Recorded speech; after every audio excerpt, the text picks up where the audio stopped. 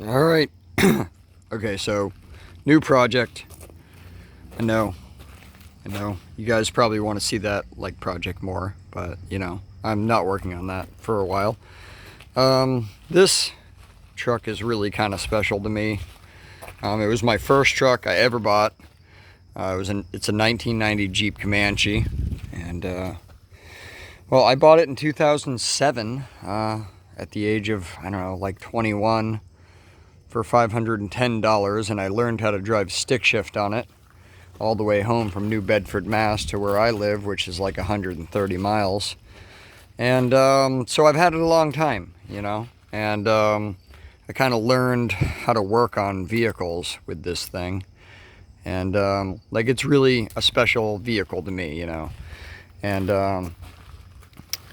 it's in okay shape, I guess. It's pretty good for a old truck who's lived its life in New England forever.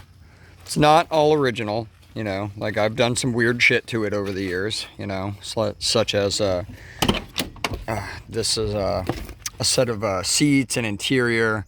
Well, mostly, like some of the interior I spray painted, some I was lazy and it's still gray, but I think it came out of like a 1984 Jeep Cherokee, an XJ, and me and Dad swapped that out years ago for some weird reason. I mean, it has, it's not a lot of miles on it, but I think I'm at like 160 something. Yeah, 164 and change. I vacuumed it out yesterday and, made it like a little bit better. I've already got it all dirty on the carpet with my dirt driveway, but yeah, the problems, okay, let's get back to that. Yeah, so my fuse box, pretty much a fire hazard. I'm not really sure what's going on up in there, but a lot of that stuff doesn't work. I got a better picture if I can see. How do you do this thing here? Give me the flashlight. Okay. Yeah, so like the blower fan fuse melted into the fuse box. Not good. Some of the other stuff doesn't work. Some of the fuses like don't blow but get hot and melt, and I don't know why. There's definitely a beer can tab keeping my blinkers working at the moment. Got to put a fuse in there today. That is a motorcycle flasher that I had to shove in there. And everything is just crusty and corroded from, humidity, moisture. This back window has a leak, so I'm going to try to seal that up today with some silicone, but there's about a, I don't know, what would you call that? Maybe a 1/4 inch gap there, and no gap there. I've sealed it up before, but that silicone is not doing great. And the seals on this back window have shrunk and leaked too, so I'm probably going to mask it all off and just seal that up and try to get rid of the water leak. Well, I guess let's go under the hood. So once again, like, I don't really know what I was doing. Oh, get up there. When I worked on this originally back in the day, lots of zip ties, for sure. Some things I did well, some things I did not. These were like that when I got it. Valve cover vent, straight to the ground, yeah. Power steering pump, leaks, not horribly. Battery, zip tied in, yep, that's a thing. There was like fusible links under there that got blown one time because a buddy of mine nudged a wrench into these two things.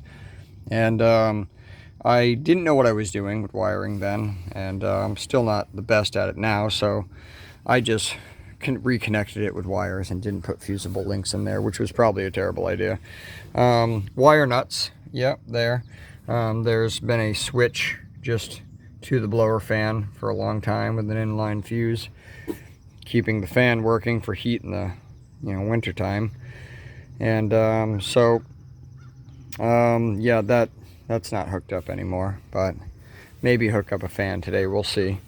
But in true Jeep owner fashion, I haven't fixed brakes, squishy, rod needs to be adjusted on the booster, but they work. Probably put new brakes on it like 5 years ago, but they need some attention. But once again, like I said, in true Jeep owner fashion, I went ahead and didn't do anything important mechanically or electrically, and I just put bigger tires on it and a lift kit with my buddy, because that seemed like the right order of priorities.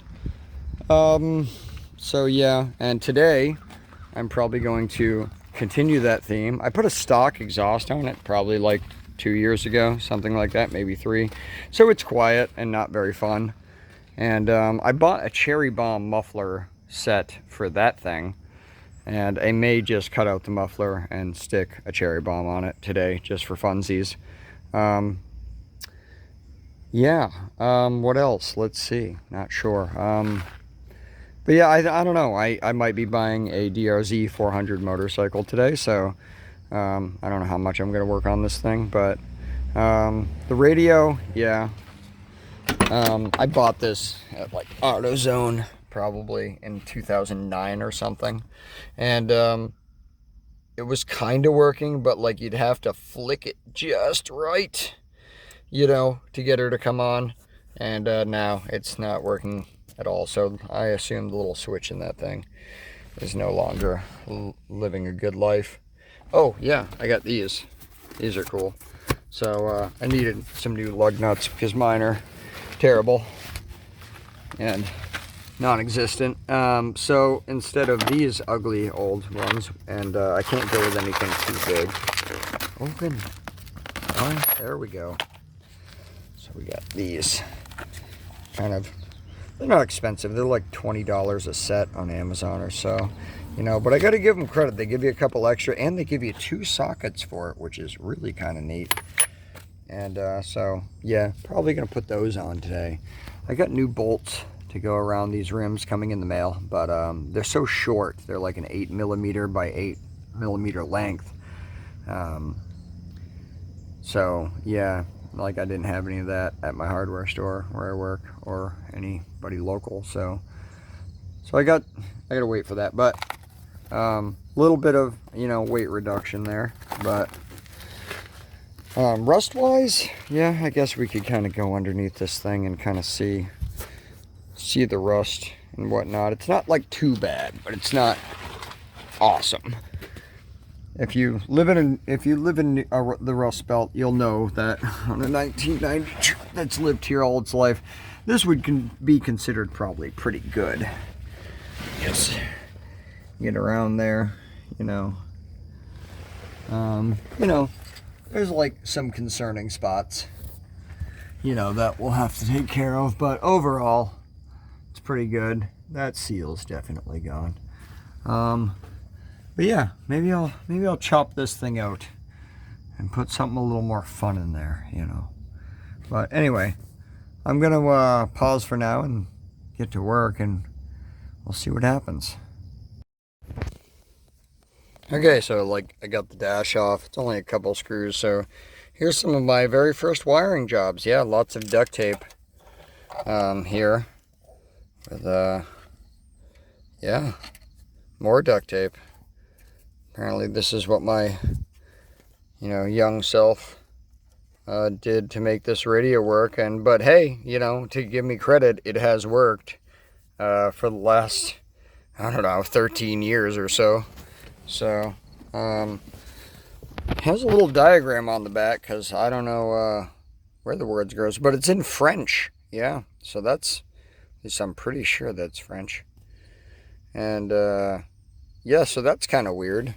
So we're going to see if we can decipher some French and wire in the new one. See how that goes. And yeah, maybe get rid of all this terrible duct tape. And I do have those nice self-soldering butt connectors that we'll probably be putting the new one in with. But yeah, anyway, I was really kind of curious. I couldn't remember, you know, how I had wired this thing up all those years ago, but apparently I just YOLO'd it with duct tape, you know. So there you go. All right, I got the wires all soldered together on the new radio, nice and tidy with those little self-soldering butt connectors. Love those things. And gonna throw the dash back together real quick.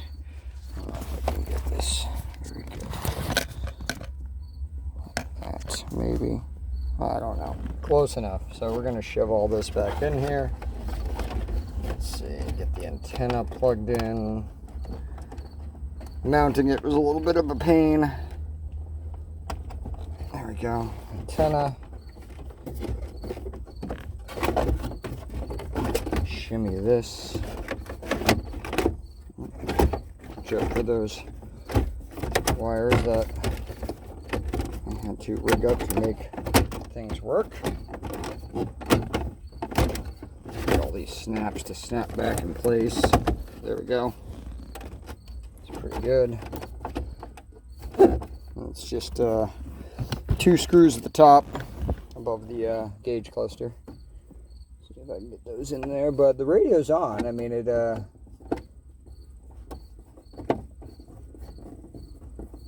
there's power. Still got to figure out how to set it and like pair it to my phone, but I'll see if we have positive music edge. It's all pretty good, pretty tidy. Now, check that wire back up in there. Okay. Moment of truth. Oh. I think it's supposed to say hello, but it says hell.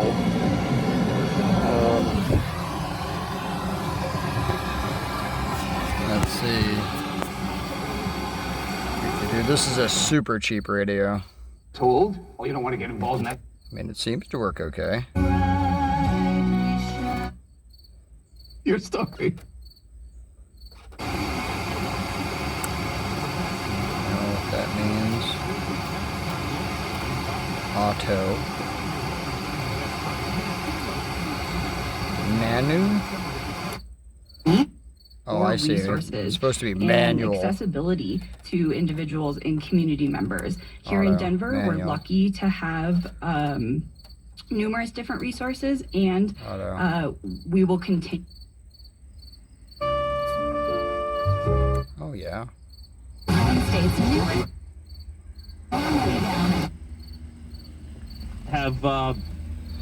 Oh, this is going to take forever to get to the classic rock station. Jesus. .com. I'll drive him. Well, it looks like it's all working though.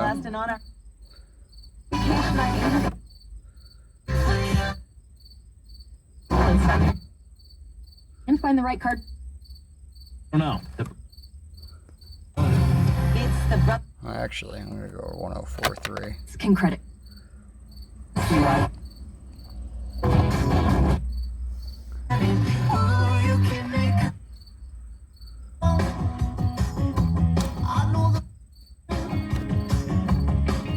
that's good enough. All the speakers seem to be working.